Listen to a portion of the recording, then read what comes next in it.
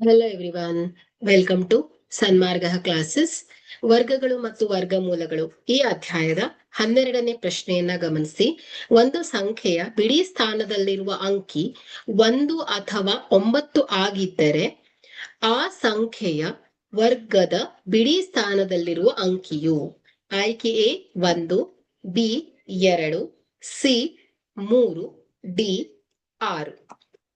Okay, so ಇಲ್ಲಿ ಒಂದು ಸಂಖ್ಯೆಯ ಬಿಡಿ ಸ್ಥಾನದಲ್ಲಿರುವ ಅಂಕಿ 1 ಅಥವಾ 9 ಆಗಿದ್ರೆ, ಸೊ ಸಂಖ್ಯೆ 1 ಆಗಿದ್ದಾಗ, ಓಕೆ, ಸೊ ನೋಡಿ ಬಿಡಿ ಸ್ಥಾನದಲ್ಲಿ 1 ಇದೆ. ಸೊ 1 ರ ಘಾತ 2 ಅಂದ್ರೆ ಏನಾಯ್ತು, ಆ ಸಂಖ್ಯೆಯ ವರ್ಗ. ಸೊ 1 ಸ್ಕ್ವೇರ್ 1 ಗುಣಿಸು 1 ಅಂದ್ರೆ 1 ಬರುತ್ತೆ ಅಲ್ವಾ. ಸೊ ಇಲ್ಲಿ ಬಿಡಿ ಸ್ಥಾನದಲ್ಲಿ 1 ಇದ್ದಾಗ 1 ಬಂದಿದೆ.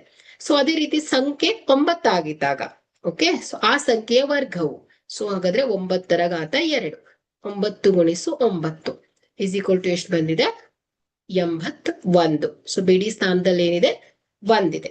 ಇಲ್ಲೂ ಸಹ ಬಿಡಿ ಸ್ಥಾನದಲ್ಲಿರುವಂತಹ ಅಂಕಿ ಯಾವುದು ಹೇಳಿ, 1 ಅಲ್ವಾ.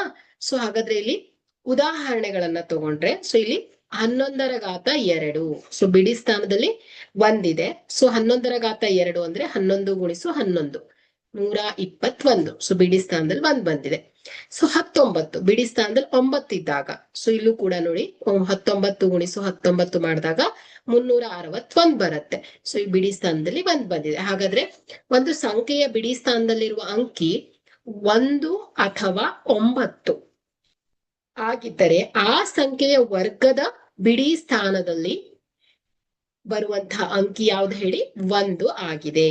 ಹಾಗಾದ್ರೆ ಕೊಟ್ಟಿರುವಂತಹ ಆಯ್ಕೆಯಲ್ಲಿ A 1 ಸರಿಯಾದ ಆಯ್ಕೆ ಆಗಿದೆ. Thank you.